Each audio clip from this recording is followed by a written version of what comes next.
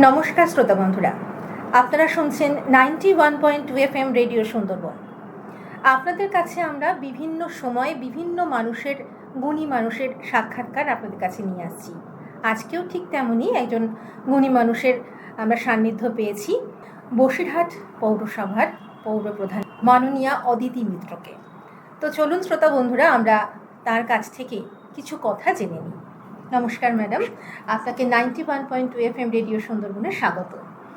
কিছু প্রশ্ন আমি আপনাকে করব, সেগুলো হচ্ছে আপনার এই যে পদে থাকাকালীন আপনি বসিরহাটের উন্নয়নের জন্য কি করেছেন, যদি একটু বলেন। বসিরহাটের উন্নয়নের জন্য বলতে বসিরহাটের মূল সমস্যা ছিল হচ্ছে জল, পানীয় জল। তো আমি যখন 2022 সালে এই চেয়ারপারসন পদে আসি, তখন এসে দেখলাম যে আমাদের বসিরহাটে পৌরসভায় একটা WTP রেডি হয়েছিল, কিন্তু তার জলের ব্যবস্থাটা ছিল না। তো আমি আসার পরে জলের ব্যবস্থা করে সেই জলকে WTP ওয়াটার ট্রিটমেন্ট প্ল্যান্ট, সেখানে তো জলটা পিউরিফাই হবে। আমাদের নদীর জল নেওয়া সম্ভব হয়নি, কারণ অতিরিক্ত স্যালাইনিটি। তার ফলে আমরা একটা দিঘি থেকে জল তোলার ব্যবস্থা করেছি, এবং হয়তো বসিরহাটবাসীর কাছে আমার পৌঁছতে দেরি হয়েছে, মানুষের ঘরে জল পৌঁছতে দেরি হয়েছে, কিন্তু আগামী 1 মাসের মধ্যে আমরা জলটা মানুষের ঘরে পৌঁছে দিতে পারবো। তার কারণ টেস্টিং হয়ে গেছে, ইলেকট্রিক কানেকশনও চলছে, কিছু প্রসিডিওর থাকে। তো জলের সমস্যা, বিশুদ্ধ পানীয় জল আমরা বসিরহাটবাসীর কাছে পৌঁছে দিতে পারবো। এইটা আমার কাছে একটা খুব বড় ব্যাপার, বড় পাওনা হয়ে দাঁড়িয়েছে, যেটা আমি করতে পেরেছি। এছাড়াও খুচরো কাজ তো অনেক থাকে, ধরুন ব্রিজের লাইট ছিল না দীর্ঘদিন, তো সেইটা আসার পরে ব্রিজের লাইটটা দিয়েছি। সব থেকে বড় কাজ যেটা, বসিরহাট বা শহরকে পরিষ্কার রাখার চেষ্টা করে চলেছি সলিড ওয়েস্ট ম্যানেজমেন্ট প্রজেক্টের মধ্যে দিয়ে। তো এই প্রজেক্টে আমরা সব বাড়ি বাড়ি থেকে ড্রাই ওয়েস্ট এবং ওয়েট ওয়েস্ট কালেকশন করি। শুধু বাড়ি নয়, সমস্ত দোকান, হোটেল, রেস্টুরেন্ট, যত নার্সিংহোম আছে, হসপিটাল আছে, সব ওয়েস্টগুলো কালেকশন করে পরিবেশ রক্ষার জন্যে যেটা করা উচিত, শুধু যেটা দেখলাম যে গাছ বসালেই যে পরিবেশ রক্ষা হবে তেমন নয়। আমাদের পরিবেশে যে নোংরা বর্জ্য পদার্থ, সেগুলোকেও যদি ঠিকঠাকভাবে আমরা ম্যানেজমেন্টে না আনতে পারি, তাহলে যেমন রোগ জীবাণু ছড়িয়ে বেড়াবে। কোভিডের মতন একটা মহামারী আমরা দেখেছি, দ্বিতীয়বার আর কোনো মহামারী আসুক এটা আমরা কেউই চাইবো না। সেটা তো কি হবে না হবে সেটা তো আমাদের পক্ষে সম্ভব নয়, কিন্তু যতটা সম্ভব শহরকে পরিষ্কার রাখা যায় আমরা চেষ্টা করে চলেছি। তার ফলস্বরূপ দেখেছি যে গত বছর বসিরহাটে ডেঙ্গুর হার অনেক কমেছে। ঘরে ঘরে জ্বর হলেও জ্বরে যে বিভিন্ন রকম ম্যালেরিয়া, নিউমোনিয়া বা টিবি বা ডেঙ্গু যেগুলো হতো, রেশিও অনেকটা কম আছে তুলনামূলকভাবে। আমাদের পার ডে 35,000 টন ময়লা আমরা আমাদের ডাম্পিং গ্রাউন্ডে নিয়ে যেতে পারছি। এটা ভাবলেই অবাক লাগে যে একটা সময় প্রতিদিন এই ময়লাটা তোমার ড্রেনে, রাস্তাঘাটে পড়ে থাকতো। সেই হিসেবে এখন ডেঙ্গুর মশাটাও অনেক কম আছে। মশা থাকবে, কিন্তু যে ক্ষতিকর যে মশাগুলো, সেইগুলো সংখ্যা যতটা কমানো যায়। আমরা পৌরসভার পক্ষ থেকে চেষ্টা করছি। এখানে পৌরসভা তো একা চেষ্টা করলে হবে না, আমরা আইন করে সবটা করতেও পারি না। মানুষ যদি তাদের স্বতঃস্ফূর্তভাবে এগিয়ে না আসে, তাহলে আমাদের পক্ষে খুব সমস্যা হয়। কারণ আমার গাড়ি যাচ্ছে, আমার লোক যাচ্ছে প্রতিদিন বাড়িতে, তবুও কারোর হয়তো মনে হয় যে প্লাস্টিকে করে ময়লাটা রাস্তায় ফেলে দিলে সুবিধা হয়। এটা চলতে ফিরতে গেলে তো আমাদেরও অসুবিধা। ধরুন একটা স্যানিটারি ন্যাপকিন বা ডাইপার যদি রাস্তায় কুকুরে তো টানবে, কুকুর বিড়ালে, তো প্লাস্টিকে করে আপনি দিচ্ছেন, সেটা তো কুকুর বিড়ালে টেনে সারা রাস্তা ছড়িয়ে যাচ্ছে। আমরা স্নান করে কেউ পুজো দিতে যাচ্ছি, যার যার ধর্মীয় স্থানে যেতে গেলে, সে যে ধর্মেরই হোক না কেন, সেই নোংরাটা পা দিয়ে যেতে গেলে তো নিজেরও একটা অস্বস্তি লাগবে। তো সেই জায়গা থেকে আমি সকলকেই অনুরোধ করব যে ময়লাটা একটা জায়গায় রাখুন, আমাদের গাড়িতে দিন। একদম ঠিকঠাক। এর সাথে সাথে নদীর জল যাতে দূষণ কম করা যায়। দেখুন, আমি তো এখান থেকে বলতে পারি না যে আমরা করে ফেলেছি, কারণ এটা কোনোদিনই সম্ভব নয়। আমরা চেষ্টা করছি। আমাদের নদী মাতৃক দেশ আমরা, আমাদের বসিরহাট শহর আর নদী একদম গায়ে।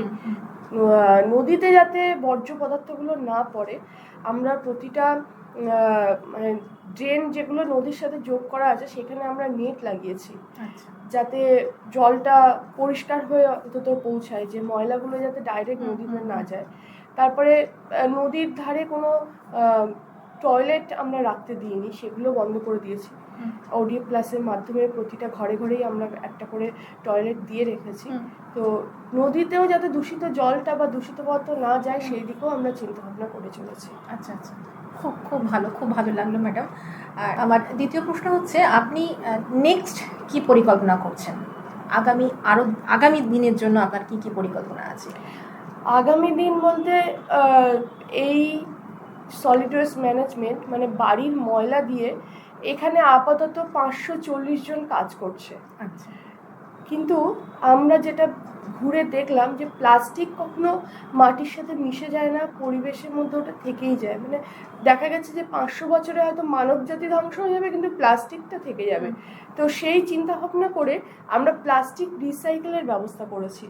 আমরা দিল্লিতে গিয়েছিলাম লাস্ট ইয়ারে, তো সেখানে গিয়ে দেখে এসেছি যে মেশিনের মাধ্যমে প্লাস্টিকটাকে রিসাইকেল করে প্লাস্টিক, আমাদের যে ফেলে দেওয়া প্লাস্টিক, এবং যতই আমরা বলি যে প্লাস্টিক ব্যবহার বন্ধ করার জন্য, জলের বোতল, বিস্কুটের প্যাকেট, স্যালাইনের যে প্যাকেট, এগুলো তো আমরা বন্ধ করতে পারবো না, ওষুধের খাদ্য, সেইগুলোকে দিয়ে যদি আমরা এই যে প্লাস্টিকের চেয়ার তৈরি হচ্ছে, টেবিল তৈরি হচ্ছে, বা পার্কে যে বসার বেঞ্চ বা রাস্তায় যদি আমরা দিতে পারি, তাহলে প্লাস্টিকটা রিসাইকেল হচ্ছে।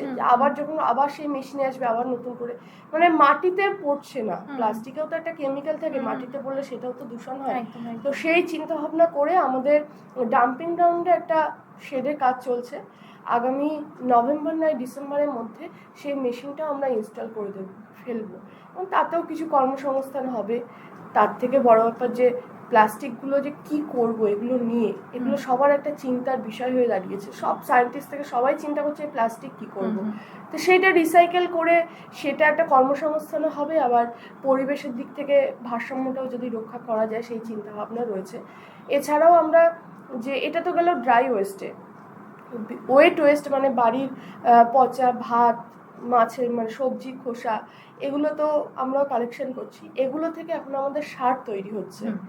এবার ভবিষ্যতে যখন ওই শেডটা তৈরি হয়ে যাবে, তখন আমাদের তো এখানে হাট, এত পরিমাণ ওয়েট ওয়েস্ট আসছে যে সার তৈরি করার পরেও আমাদের সেই ময়লাটা আবার থেকে যাচ্ছে। তো সেইটা আমরা চিন্তা ভাবনা করেছি বায়োগ্যাস করে, ওই শেডের ওই মানে যেখানে ডাম্পিং গ্রাউন্ডটা হয়েছে ওখানে তো লাইট লাগবে, সন্ধ্যেবেলাও আমার লাইট লাগবে। তো বায়োগ্যাসের মাধ্যমে ওখানে লাইটটা আমরা জ্বালাবো, ইলেকট্রিকটা ওখানে কম সঞ্চয় হবে। বায়োগ্যাস তৈরি হওয়ার জন্য যেটুকু গ্যাস লাগে তারপরেও যে ওয়েস্টটা থাকে সেটাও আবার সারে দিয়ে দেওয়া যায়। তো এইরকম ধরনের এই ময়লা নিয়ে বিভিন্ন রকম চিন্তা ভাবনা রয়েছে। খুব ভালো ম্যাডাম। তৃতীয় প্রশ্নে যাচ্ছি আপনার কাছে। বর্তমান দিনে আমরা যে দেখছি রাস্তাঘাটে মোটামুটি মহিলাদের সুরক্ষা নিয়ে একটু নানান রকম সমস্যায় আমাদের পড়তে হয়। তো এই বসিরহাটে শিশু বা মহিলাদের সুরক্ষা নিয়ে আপনি কি ভাবছেন? বসিরহাট তো শহর, এখানে তো তেমনভাবে কোনো রকম সমস্যা খুব একটা আমরা জানতে পারি না, হয়ও না। তবু ওভারঅল একটা তাদের প্রোটেকশন। দেখুন, ওভারঅল যে সব স্কুলগুলোতে, মেয়েদের স্কুলগুলোতে আমাদের এসডিও স্যার এবং পুলিশ বা এসপি স্যারের সাথেও কথা হয়েছে, ওনাদের সাথে। ওনারা যেটা আমার যেখানে সমস্যা মনে হয়েছে, ওনারা বিকেলবেলা ছুটির সময় সিভিক পুলিশের ব্যবস্থা রেখে দিয়েছেন। এইচএমডি স্কুল, পিসিএম স্কুল, বসিরহাটের যে মেয়েদের যে স্কুলগুলো সেগুলো তো রাখা রয়েছে। দেখুন, এখানে আরও একটা সমস্যা রয়েছে, শুধু যে মহিলাদের নিরাপত্তার বিষয় তা নয়। আমরা এখানে যেটা ফিল করছি যে বাচ্চারা এখন অনেক বেশি অ্যাডভান্স হয়ে গেছে। তো সেই ক্ষেত্রে তাদের চিন্তাভাবনা, এখন আমাদের হাতে ফোন চলে এসেছে। আমাদের সময় 5-6-এও আমরা অনেক কিছু বুঝতাম না, কিন্তু এখন দেখছি যে তারা অনেক আমাদের থেকে বেশি বুঝছে। তো সেই চিন্তাভাবনা থেকে আমরা আমাদের পৌরসভার নিজস্ব 2জন ডক্টর কাউন্সিলর রয়েছে, তো ওনারা সব স্কুলে ভিজিট করেন, এবং আমরা চেষ্টা করছি যে টিনেজ প্রেগনেন্সি এবং টিনেজ ম্যারেজ যেগুলো আছে সেগুলো খুব আটকানো। তার জন্য আমরা কাউন্সিলিং করাচ্ছি স্কুলে, স্লাম এরিয়াতে, এগুলো বিভিন্ন রকম কাউন্সিলিং চলছে। খুব ভালো। শ্রোতা বন্ধুরা, আমরা ম্যাডামের কাছ থেকে যে প্রশ্নের উত্তরগুলো পেলাম, সত্যি মানে ভাববার বিষয়। জিনিসগুলোকে নিয়ে কিন্তু ম্যাডাম সত্যি খুব ভেবেছেন এবং নিজের কাজে নিজের পথে কিন্তু উনি এগিয়ে চলেছেন। তো শ্রোতা বন্ধুরা, আজকে তবে এই পর্যন্তই। আবার দেখা হবে আপনাদের সাথে অন্য কোনো পর্বে, অন্য কোনো সাক্ষাৎকারে। ভালো থাকবেন, শুনতে থাকবেন 91.2 FM রেডিও সুন্দরবন। নমস্কার।